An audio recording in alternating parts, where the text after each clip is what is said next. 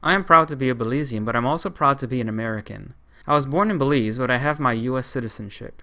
My parents, my aunts, my uncles, they came to America with the idea that it was a land flowing with milk and honey, the land of opportunities. 30 plus years later, we're questioning, is it really the land flowing with milk and honey? Is it really the land of opportunities? Well, if you're black, you do have to question that. Green coffee.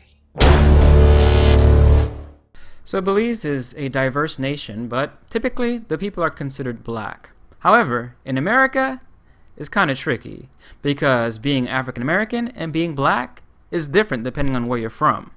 My cousin created a post that stated she just realized that her mother doesn't understand what it means to be black.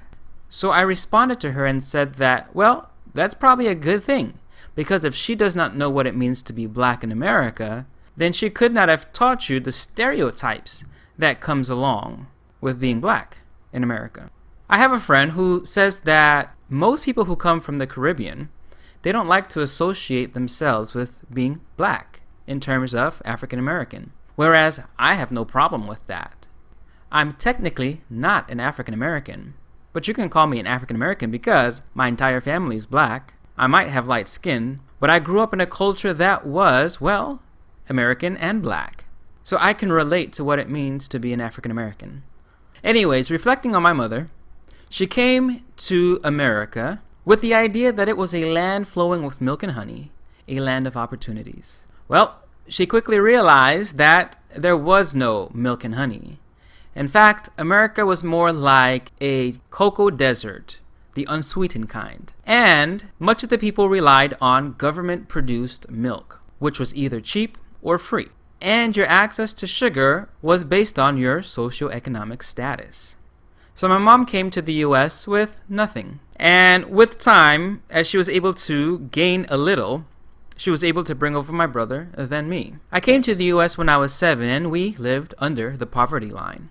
But my mother did not take handouts. We survived on whatever she brought home. So she had this mentality that a lot of immigrants have when they come to the US. She had the attitude that your decisions are not based on your circumstances, but your circumstances are based on your decisions. Which is very different from many of the students that I've worked with here in the US. Black students, low-income students, where the mentality is more of your circumstances determine your decisions. But most immigrants don't have that mentality because they come to the US seeing it as a land of opportunity, and without the bondage of their past, without the chains of their ancestors linked to the land. So many immigrants are able to come and they're able to strive for greatness, and oftentimes they're able to achieve the American dream better than most other Americans. My mother came with nothing. She put herself in school as a single mother of 2, and after she got her degree, she was able to pull us from being a low-income family, place us comfortably into middle-class America. And as our family grew, it was evident that circumstances don't have to dictate your future. Your circumstances don't have to dictate your decisions. Your decisions can have a heavy impact on your circumstances, be it good or bad. And talking to one of my brothers, we had this discussion because in my mind, I look at what's going on in American society with the Black Lives Matter movement, and I reflect on systemic racism and how that affects a person to be successful.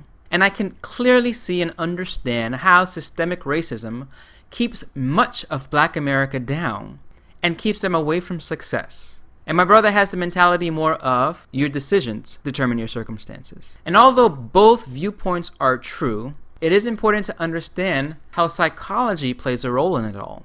For those of us coming into America, although we may be black, we come with the psyche, with the paradigm, with the understanding and the belief that we're here to be successful, that this is a land of opportunity. And although the land may not be flowing with milk and honey, if I see cocoa, be it bitter, and sugar is available, I'm going to do what I have to do to ensure I get the sugar that I need in order to make my land flowing with sweet chocolate milk. And I'll be honest with you, I struggle as a Belizean-American because the fight of the African American post-slavery is not mine. I have no ancestors that were American slaves. I have no real connection to American slavery. Yes, as a black person in this world, my family has descended from slaves, and much of our history are the same, But the paradigm of American slavery and racism is completely different than the majority of the world.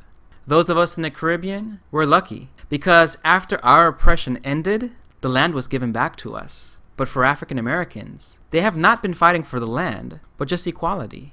And as long as it's been since emancipation, Americans are still fighting, not for land, but for equality. So there's a clear difference between those of us being black from other countries and those of us being black from America. The struggle is real.